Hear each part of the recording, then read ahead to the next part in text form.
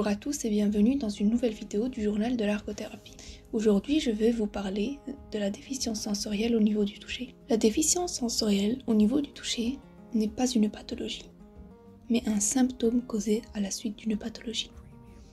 Par exemple, le diabète, l'hémiplégie ou encore les grands brûlés. Cette vidéo sera consacrée au cas des grands brûlés. Dans ce cas-ci, les diminutions des sensations peuvent être causées par des lésions thermiques, des lésions électriques, chimiques ou des radiations. Chaque année, 120 000 personnes sont victimes de brûlures en Belgique.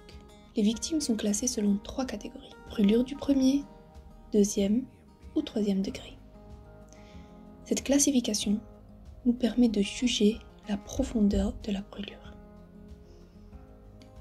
La brûlure du premier degré est une atteinte des couches superficielles de l'épiderme.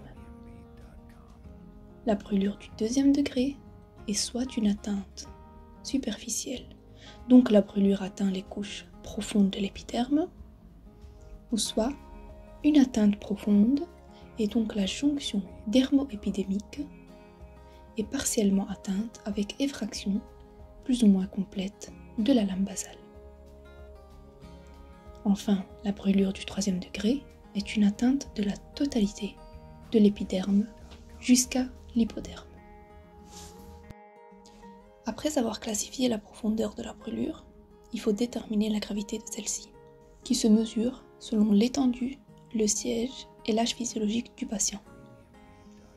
L'étendue sont des données en pourcentage calculées avec les règles de Neuf de Wallens, mais seulement les brûlures du deuxième et du troisième degré doivent être prises en compte. Le siège est la zone qui est atteinte par la brûlure.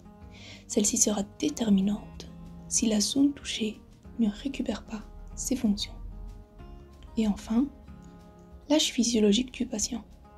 L'état du patient avant la brûlure est important, car une comorbidité peut apparaître et impacter négativement le pronostic vital du patient. L'activité sera focalisée sur la reconnaissance d'objets par le toucher, ainsi que sur la motricité fine de la main. En effet, dans le cas des grands brûlés, il peut y avoir des limitations articulaires et le sens du toucher altéré.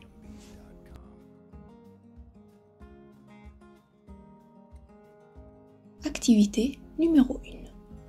Dans un premier temps, les étudiants devront essayer d'identifier les différentes matières présentes dans le saladier. Tous les objets sont en forme ronde pour augmenter la difficulté. La main possède un gant chirurgical pour simuler l'hyposthésie.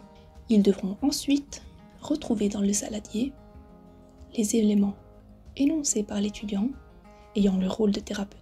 Enfin, une fois l'objet saisi, l'étudiant devra le sortir s'il pense qu'il correspond à l'objet énoncé. Le thérapeute mettra dans la main non gantée un objet rond d'une certaine matière et les étudiants devront essayer de retrouver l'objet correspondant qui se trouve dans le saladier avec la main gantée.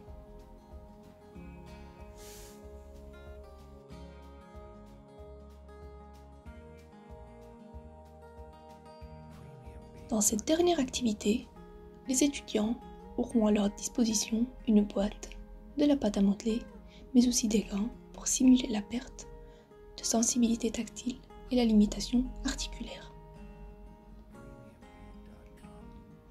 Tout d'abord, l'étudiant pioche un papier dans la boîte. Sur chaque papier, il y a un mot à représenter en pâte à modeler. Ensuite, celui-ci va le représenter avec la pâte à modeler et les autres étudiants doivent essayer de deviner l'objet représenté. Enfin, lorsque le mot a été deviné, l'étudiant suivant prend le relais. Nous arrivons à la fin de cette vidéo. N'hésitez pas à mettre un like, à commenter et à partager cette vidéo si elle vous a plu.